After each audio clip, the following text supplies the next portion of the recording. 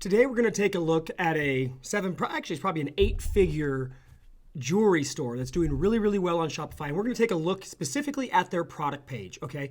What's working on it and what's not working on it. Okay, people are always asking me about their product page because it's the page that you send your ad traffic to, right? What works, what doesn't work, why is my page not converting? This store is obviously doing some things really, really right, clearly, because they're doing, 8 figures in sales, but they're also doing some things that are wrong that they probably don't realize, and because if they did, they wouldn't be doing them, right? So we're gonna go ahead and take a look at the good, the bad, and the ugly of the product page for KingIce. KingIce is a jewelry and accessories brand that kind of goes with streetwear and culture, and they've been around since '07. And it's really cool. They've done some big partnerships and collaborations with companies like Snoop Dogg, Warner Brothers, Sony, Gods of War, even Tupac, which I always find that funny. How do you do a deal with somebody who's dead? Or maybe he's not dead, right? It is Tupac. So anyway, let's take a look at what KingIce is doing on their product page and see how some of this stuff can be applicable to your store. So let's go ahead and hop over to the store. Okay, so here we are on a product page for KingIce. All right, again, KingIce is a jewelry and accessory brand. In this particular thing, we're looking at a God of War video game representation. Is a jewelry piece, pendant necklace called the Kratos necklace, or Kratos, I think is how they pronounce it. All right, let's take a look at this page. All right, so first thing, let's just do a real quick scroll. Let me actually refresh it to make sure it loads the way they want it to look. Okay, cool. All right, so we're gonna go do a quick scroll. And then we're gonna go back to the top and start breaking it down. Okay, so the product page, guys. This is typically the page that you're sending your traffic to, right? When you run ads or you do media or whatever, you're sending them directly from the ad to the product page. Sometimes you may go to a collection page, but typically it's to the product page. Now in that case, the goal of the product page is not to get a conversion, okay? That's what people think it is. It's not. The product page is just one step in the buyer's journey, in the buying process. The goal of the product page is to get the add to cart click, okay? To add the product to the cart. That is the only goal of the product page, okay? So to get that click, okay, that's the main primary focus of the product page. Everybody thinks it's to make a sale. No, the product page doesn't make the sale. The shopping cart doesn't make the sale. The only page on your site that actually makes the sale is the checkout, okay? So to get the conversion, you optimize the checkout portion, okay? In this case, we're trying to optimize for the add to cart. And the way you do that is by providing the customer with the information they need at the right time and none of the information that they don't need, okay? And presenting it in a way that it allows the customer to be confident of what they're buying. So let's give an example. You go to Amazon, right? We all shop on Amazon. You see you search for a product, you go through the list of products, you see one you like, you click on it. You look at the pictures, everything looks good, you read the little bullets right there, the price is good, it's a prime product, so you get it in 2 days, you're happy. You scroll down to the product description, and there's no description, or it says made in China, or it just doesn't say anything. And guess what happens? You don't buy. Why? Because there's not enough information to make you confident that you're making the right decision, that the product is for you. You need the details, you need the additional information. And same thing, if there's a great product description, but bad photography or different things, all these different elements create disconnects and reasons for people to leave. A product page should be streamlined as much as possible, but think of it like a road, okay? And the road is full of all these speed bumps. Your job is to optimize that page to remove as many of those speed bumps as possible so they can get from one end of the road to the other. In this case, from the page to the add to cart button into the cart. That's what we're going for. So adding too much stuff to the product page usually hurts. Having too little stuff on the product page usually hurts. The wrong combination, all this stuff. All right, now that we've gone over some general product page theory, let's look at this specific page and talk about what they're doing good and what they're doing bad, all right? First of all, their imagery on the product looks very clear. It's really hard to do jewelry on a white background, so they've got a good product photography. They've got a zoom function that actually works really well. I did look at it on mobile, and most zoom functions actually are problematic on mobile. Theirs is actually pretty good because what happens is most of the time Zoom pops up a new window and you can't close the window on mobile. But in their case, their mobile is good. And specifically for this store, a lot of their traffic is mobile. Okay, so the imagery is good. If you look down here, they've got 4 different images and they've done really good on their images. They have a front-facing image, the back of the image. They have one that shows the chain and the whole thing. and then they have one in the box. Honestly, I think to me this is the best looking image just because of the contrast, but all the images here provide value. This is something they're doing really, really good, all right? So let's talk about images for a second. What most people do is they follow the Amazon approach, the Amazon FBA approach of images. Load up your images, as many as you can, and then just tons of images, right? And a lot of times they're not very good images, or they're images with a bunch of crappy text or whatever. In this case, with Shopify or the e-commerce stores and platforms in general, the images are the next best thing they have to touching the product. Now, a video could be even better if done appropriately, but in this, so a video for this, like jewelry video, actually works really, really well because the video can showcase the lighting and the reflections and the sparkles much better. So that could be used here. But in terms of images, they can't touch it. So the image needs to convey all the stuff they need. They need to kind of be able to figure out size and what it looks like from each angle. So each of these images adds value. A front face makes sense. You need to see the front of it. A back face, perfect. One that shows the chain and the ability to look at the chain and the whole product, and then what it looks like packaged in the box, okay? Every one of these images shows a different function of the product. They don't have 3 different versions of a front-facing image, or 3 different versions of the back, or 3 images of the chain, or 3 images of the box from every side. They don't do that. A lot of stores have too many images. They've got 4, which is phenomenal, okay? We like to say, you know, only as many images as you need to truly convey the value of the product. Now, could there be one other image in here that could provide real good value to the customer in terms of visualization? Yes. There's one shot that's not represented here. That's a lifestyle shot, okay, a hero image of a product or a person, mannequin, whatever, ideally a person in an environment wearing the necklace, hopefully on like a darker shirt or something to make it pop. That's the only thing that could be added to this image thing to make it stronger, other than maybe a video that really shows the lighting of the product and all of that and how cool it can look with the sparkles from the stones and all of that. Imagery is great. All right, so let's hop back over here. Okay, before we get into this side of the product page, what I want to talk to you about is the 2 things that just jumped out of my face. Right up here, social sharing buttons, okay? At the bottom, more social sharing buttons. Again, at the bottom of the page, again, more social sharing buttons. All right, again, the purpose of the product page is to get them to click the add to cart button. Now think about this for a second. Let's go logically, all right? You run a Facebook ad, okay? You buy traffic on Facebook, you pay for the click that gets me to come to your site. In this case, your site is KingIce. All right, so you paid for me to land on your site from a social network. So you paid Facebook to get me to your site. Do you want me to click the Facebook button and go back to Facebook? That's just asinine. It's dumb. No, you don't want me to go to Twitter or Facebook or Instagram or YouTube or any of that crap. You want me to stay on the product page, add the product to cart, and buy. Social sharing icons should never be on a product page, okay? And if you have to have them on the product page, the only place they should be is down here in the footer. But they should never be below the product description and for sure not above the fold up in the header. The goal of the product page is to make them click the add to cart button, okay? That's what's important. So these icons should be gone.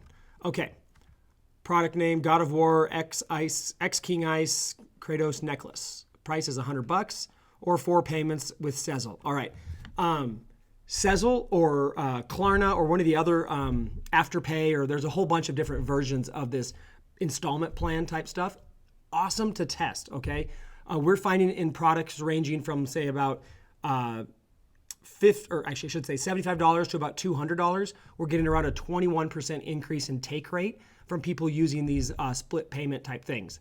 What's also interesting is in products in the $25 to $50 range or $25 to $60 range, we're also seeing an increased uptake in people using the split payments, which is crazy because I assumed, my gut and our team, we thought that, hey, they're not going to do that.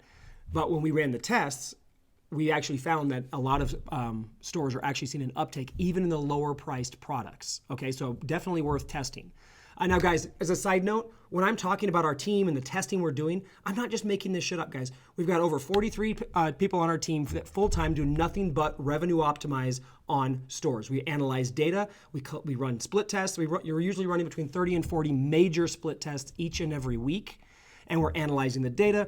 And we've accumulated a data library of over $400 million worth of e-commerce test results. So what I'm telling you here is based on massive, massive amounts of data, testing, and everything else. Now, yes, I have not seen KingIce's data, so what I'm giving you are the best practices and the best foot forward of what we would test and what we know to be, in most cases, the truth based on our test data. Now, with that said, there are outliers. Sometimes we'll say, take the social icons off.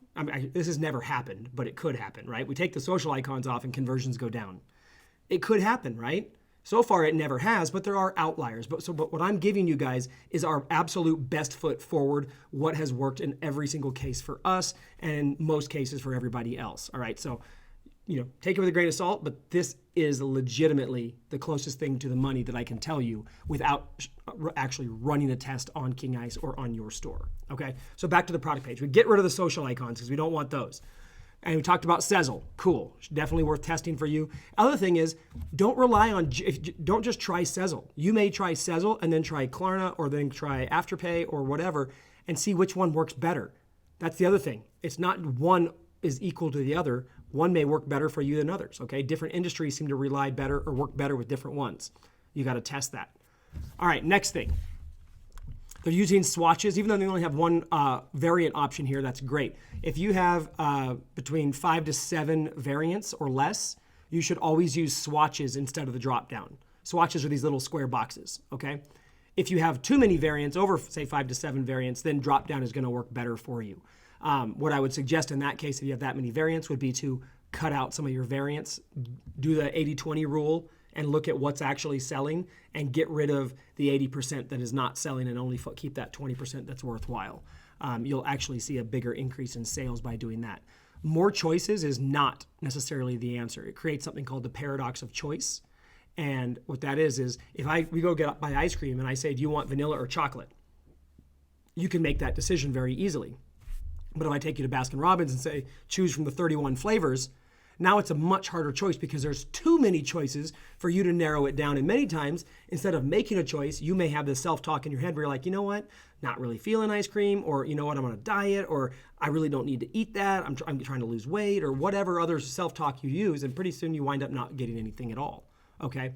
Or regretting your purchase, having buyer's remorse. You got that chocolate chip cookie dough, but man, after you're eating it, you really wish you had gotten the mint chocolate chip. And then in the case of a product like this, you may wind up with a return. Okay, so anyway, back to this product. This is good. All right, so let's see if anything changes here. No, okay. Okay, the biggest problem with this product page that I saw right away when I landed on it is this. We have 3 buttons in the add to cart space. Add to bag, buy now, and go to bag, okay? So let's start here.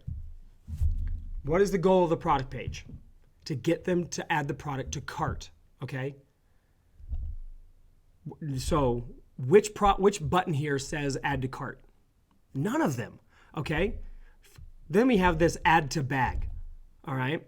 What the hell is a bag? I know they mean cart. They're trying to be snazzy, okay? A lot of stores are doing this now and they're saying bag instead of cart, and they're using a bag icon instead of the cart icon. But what's crazy here, it says add to bag, go to bag, right? So it's saying you want to go to your cart? Why would I want to tell them to go to the cart if they haven't added something to the cart, okay? When they all know, because they're used to shopping online, that if they just go up to the cart icon in the top corner, they can click on it and see the cart, okay? But let's actually go to that top corner. Look at the top right corner. It says the word cart and shows a shopping cart. So nowhere on the site does it actually say the word bag, right? So this is confusing to them. Add to bag, but what's the bag? Okay, so this button should say add to cart. The other thing is the buy now button is emphasized, okay? We have run lots and lots of tests on this kind of functionality. If your store is a very limited product store and people only buy one product and you're not trying to sell other things or whatever, or it functions more as a funnel than a store, then a buy now button works great, okay?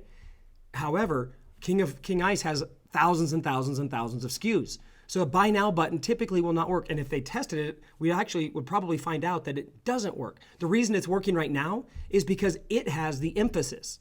Okay, there's a thing called hierarchy of focus on a page. That is, what's the primary focus is what your eye should be drawn to. In the product page case, it should be the add to cart button. Yet the add to cart button is this empty button that looks like it's part of the page, and all the focus is on the buy now button or the go to bag button. Okay, now let's say they had to keep the 3 buttons here. Okay, well in that case, then the add to bag button should be the blue vibrant one, the buy now should be black, and the go to bag should be the white box, if anything, or just a link, because the least important button here is go to bag. Okay, based on, again, over $400 million of test results, we know that the add to bag should actually say add to cart and have a cart icon similar to the icon that's in the top right corner. And it should also show the quantity of items selected and the price in the button. And it should be a prominent color. In this case, the blue looks great. The add to bag button should say add to cart and should be blue along with the icon and all of that. The other 2 buttons should be removed. Okay, they just cause confusion, excuse me. All right, scrolling down the page from there. This is a big problem. They would see a huge lift if they just changed this all by itself. All right, now we have the description. Okay, this is not bad. This talks about what this is, right? The thing is that the font size is very small and it's a big wall of text paragraph that's kind of hard to read. And it's also gray font on a white background. It should be true black font on a white background so that it's easier to read, and the font size should be increased to about a 16-point font, and this paragraph should be split up into either bullets or multiple spaced out paragraphs so they're easier to read and consume with scanning. Remember, the browser, the viewer on the cell phone, everything, they're used to scanning. Think about how you scroll Facebook. You're scanning. You don't read text in a chunk. It needs to be broken up, all right? So they're also using these product tabs to break down all the information. This is great. There are a lot of tabs, but we'll go through them and see how things work. So they have the description, okay, of the item, which is good. Details. Great, this is the specifications. Shows that it's brass, 14K gold plated, diamond simulate, micro pave setting, all of that. This is all good, okay? Something that is missing from this is the length of the chain, okay? Having sold a lot of jewelry, I know, especially when it comes to necklaces, men and women want to know the length of the chain so they know how it's going to fit them. Okay, they want to know the end-to-end length. They want to know the together length. All right, so the length of the chain is important. All right, that's about the only thing I see missing from their details. All right, the next thing, FAQ, which stands for frequently asked questions. All right, is this jewelry real? Okay. Well, what is real jewelry? Okay, then they say most of our jewelry is brass with a gold plating. Solid gold jewelry will be identified as such. A better FAQ would be, what is the jewelry made out of? Something like that. Will it fade? Okay, can I order by phone? All right, so what does a FAQ imply? Okay, a FAQ stands for frequently asked questions. What that would imply is that people who are on your website are browsing your site, and after looking at all the information that you have on your site, they still have questions and they ask these questions, okay? So the lazy response is to create a frequently asked questions sections and direct people to that. If you look at it logically and you say, hey, why are people asking all of these same questions when after reading my site, why are they still having these questions? Well, the answer is that you haven't done a good enough job in the other areas of your site or on your product page answering those questions so they don't have to ask them. Does that make sense? Why create a frequently asked question? Instead, if you get a lot of questions, look at the question and go, where can I address this in the product description or on the homepage or on whatever page it should be on to alleviate this so that it's not a question? If you do that with every one of your FAQ questions, you won't need an FAQ and your sales and conversions will go up. So this is an unnecessary tab, and it just shows a laziness. Plus, these aren't great. Now, this phone number, if they want to take phone orders, cool. They should have their phone number up in their header proudly displayed. Call us, call to order, whatever, and then have the phone number up there. It's a waste to put it here. Plus, it's a good trust builder to have a phone number or a support email visible in the header of the store all the time. All right? So we go to shipping. They outline the shipping. We ship worldwide. I believe there's too many options shown here just because we, again, hierarchy of focus and paradox of choice. We found that, saying we have multiple shipping methods and things like that, that's fine. They can get those on the product page, or I'm sorry, on the checkout page where they actually check the shipping. The other thing I'm noticing here is a $5 standard shipping, and the product price is $100.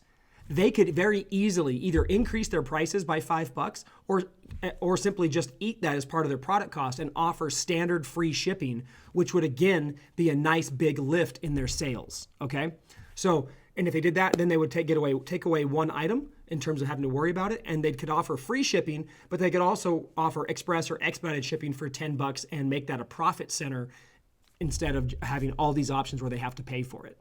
Okay, again, from Amazon, we're conditioned to like free shipping and want free shipping, and a $5 cost of shipping, they could easily mitigate that either by raising their prices by $5, which the customer wouldn't even notice at these prices, or just absorb it into their product cost as is. All right. Now returns, they've got a tab for that, okay, and they've got some information here. 30-day warranty.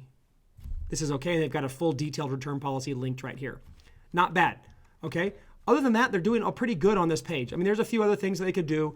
A video, like I said, would be great to have down here. And then they have a you may also like, which is basically recommended products, and that sends them somewhere else. Okay, this is not bad for the bottom of the product page, but it's worth testing it to see if your conversions, and the conversion we're looking at is your add to cart conversions, if they go up if you take off the you may also like, because this creates a distraction. Whereas you're wanting them to focus on this God of War Kratos necklace, then they're going to be like, ooh, look, boxing necklace, or Notorious B.I.G., or the globe. And also, these don't even look like they're that correlated or relevant to the offer. If I'm looking for God of War stuff, why wouldn't you want to show me more God of War jewelry? Okay? Things were related to this.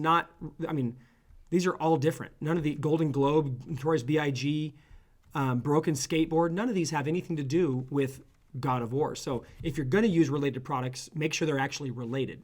And then the last thing I want to talk to you about on the products is that they don't have any reviews on this product. But if you come down here, they do have reviews, but they're doing black reviews. So a thing we've run again through ridiculous amounts of testing is make your reviews, glad they're using stars, but make your reviews look Amazon style, because we're again socially conditioned and trained to trust Amazon style reviews. So use the Amazon colored stars, use the numeric rankings of 4.9 and all that stuff, and make your reviews look like Amazon's, and when clicked on, make it go down to the review section. Okay, they don't have any reviews on this product, which is fine, but you can see here they're using black. These should again be Amazon style. Why? Because it adds trust, credibility, all of that, and that's all subconscious. We want the buying process to be as subconscious as possible, and if they see the Amazon style stuff, their subconscious automatically knows it, trusts it, and just makes the buying process easier on the store. Okay, and then they go down into their footer, which is fine, which doesn't have anything really to do with the product page, but mainly this is the biggest thing, right? Problem areas. There are other stuff they're doing really, really well, but these three buttons, it's costing them. And then also this FAQ should be gotten rid of, and there's a better way to organize this stuff like we talked about. So, okay guys, if you enjoyed this video, watch these two videos right here next to see how you can continue to optimize your store and dial things in. And then also click below to subscribe, and then also click that little bell icon to make sure you get notified when we release a new video. See ya.